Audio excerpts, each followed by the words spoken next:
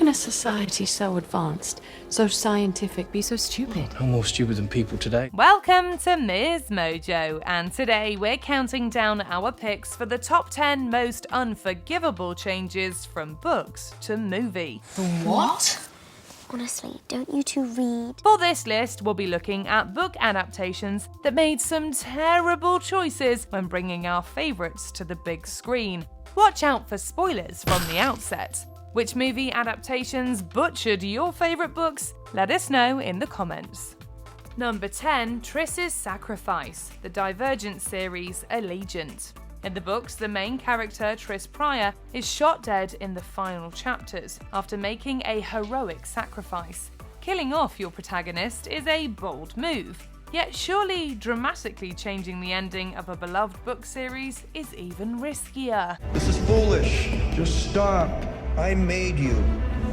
You might as well be my child, which is what you're acting like. The filmmakers made the controversial decision to split Allegiant, the final book in the trilogy, into 2 movies. This tactic worked for Harry Potter and Twilight, but it made no sense here. You want change with no sacrifice. You want peace with no struggle. The world doesn't work like that. The Allegiant movie became bloated and meandering, and Triss never made her final sacrifice. How could she when a 4th film was planned? The final installment never actually materialized, but the damage was already done. Look, I know that all of this is just an experiment to you, but these people in Chicago are real. And they are in a war right now because of divisions that you created, and you are doing nothing to help them. Number 9, Hester Shaw's Face, Mortal Engines. We understand that people in the movies are better looking than ordinary people, but when a character is meant to be hideously disfigured, it can be jarring when they look like a model. I will remake you as I was remade. You're gonna kill me. For a little while. Hester Shaw is the main female character in Philip Reeve's children's novel Mortal Engines. She is rarely seen without a scarf that hides the bottom half of her face. As a child, her parents were killed, and Hester was caught in the crossfire. Her face was slashed with a sword, leaving her with a missing eye, a twisted scar, and a wrenched mouth. What's wrong? We've changed direction. Hester's appearance has supposedly been crucial to the forming of her character, but in the movie, you wonder why she even bothers with the scarf. What did you say? Nothing.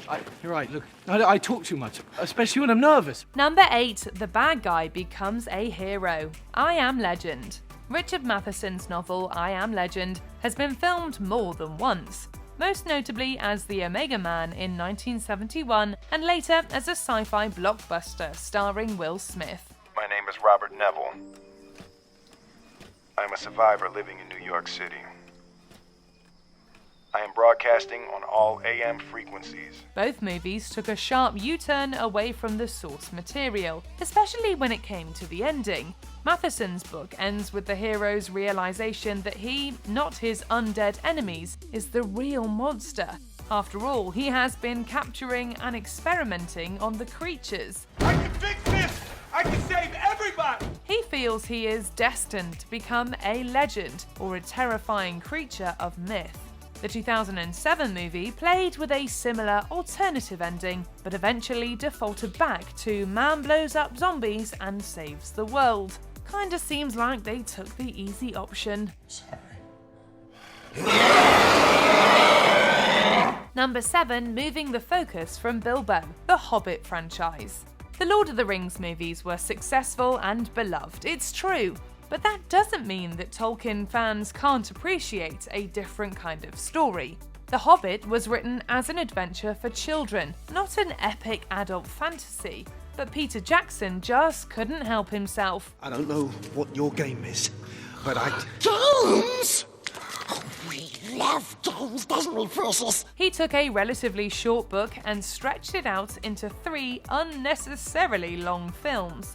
Bilbo Baggins, the titular Hobbit and hero of the story, was sidelined in favour of Gandalf, Fili, Bard and extraneous characters that weren't even in the book. They're quite a merry gathering. But you get used to them. I don't want to get used to them. Did we ask for multiple scenes involving Radagast or the White Orc? No. The moments from the book were great, but they got lost in a sea of time fillers and nostalgia, as did poor Bilbo. I merely wanted to gaze upon your magnificence, to see if you really were as great as the old tales say. Number 6, Fanny Price's personality, Mansfield Park. Not every Jane Austen heroine can be an Elizabeth Bennet, but that doesn't stop the screenwriters from trying. By a partial, prejudiced and ignorant historian. Fanny, you are awful. Mansfield Park is probably the least beloved of Austen's novels. Its heroine, Fanny Price, is an introverted observer, not a lively wit. She's 18, put upon, and a little bit serious. She doesn't have Elizabeth's confidence, although she's just as strong in her own quiet way. But there's yet to be a movie adaptation that lets Fanny Price be Fanny Price. We all need an audience, wouldn't you say, Fanny? To be truthful, I live in dread of audiences. In the 2007 version, she's Billie Piper, wild-haired and childlike. The 90s film is even worse. In that, the heroine is a carbon copy of her love rival Mary Crawford, which basically defeats the whole point of the book. Life seems nothing more than a quick succession of busy nothings. Maybe it's time for a new adaptation. Number 5, Charlie Breaks the Rules, Willy Wonka and the Chocolate Factory. When you compare Willy Wonka and the Chocolate Factory to the fever dream weirdness of the Johnny Depp version, it stands up quite well. But Roald Dahl hated the movie, and you can't deny there is one huge plot hole. Mr. Wonka is looking for a suitable protege to take over his factory. I can't go on forever, and I don't really want to try. So who can I trust to run the factory when I leave and take care of the Oompa Loompas for me? Not a grown-up. A grown-up would want to do everything his own way, not mine. One by one, the children with the golden tickets prove to him that they are no good. When they break the rules, take things they shouldn't, or disobey direct orders, they're punished for it. Oompa loompa doompa da dee. If you are wise, you'll listen to me. But where's Charlie's comeuppance for taking a fizzy lifting drink? That scene isn't in the book, and it makes no sense of the rest of the movie. Didn't Charlie make the exact same mistake as the other children? Not bad. Well? Nothing's happening. Number 4, Ginny, Harry Potter franchise. We could nitpick 100 things that were different or better in the books, but when it comes down to it, the Harry Potter movies were good adaptations. There was one fly in the potion bottle, however, and unfortunately, that was Ginny Weasley. Open up, you. Don't you trust me? Not to throw shade on Bonnie Wright, who did her best with what she was given, but it wasn't much, was it? In Half-Blood Prince, she's suddenly Harry's love interest. So what is it he sees in her? I don't know. She's smart, funny, attractive. Attractive? You know, she's got nice skin. By this point, Book Ginny has blossomed into a fierce, funny star of the Quidditch pitch. In the films, she feeds him mince pies and ties his shoelace. But they don't have an ounce of the chemistry Harry shares with Hermione or even Luna. It's a real shame. I can stay hidden up here too if you like. Number 3, Faramir tries to take the ring. The Lord of the Rings, The Two Towers. Another great adaptation with one unforgivable alteration. And no, we don't mean Tom Bombadil. In the book, when Faramir of Gondor bumps into Frodo and Sam, he takes them captive and attempts to find out what they're up to. Here in the wild I have you. 2 halflings and a host of men at my call.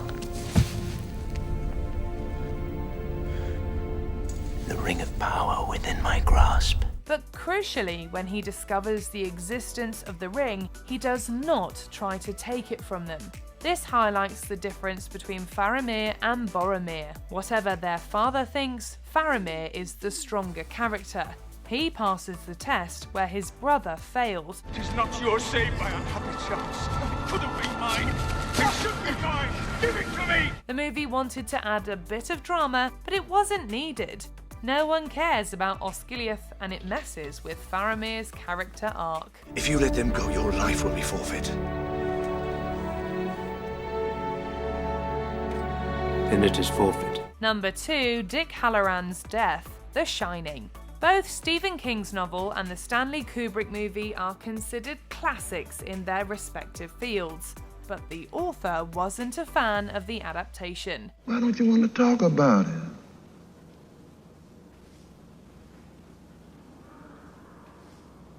I'm not supposed to. Aside from the character assassinations of Jack and Wendy Torrance, the most shocking diversion from the original comes during the film's finale. In the novel, Danny manages to communicate telepathically with Dick Halloran, an old guy with a bit of a shine who works at the Overlook Hotel during the summer months. Pardon me, miss.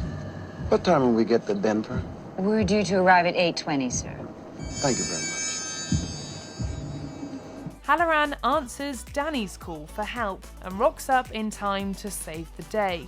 But presumably, because this is an 80s horror movie, they opted instead for a more traditional route, killing off the only character of colour in an unnecessary shock death scene. I think a lot of things happened right here in this particular hotel over the years. And not all of them was good.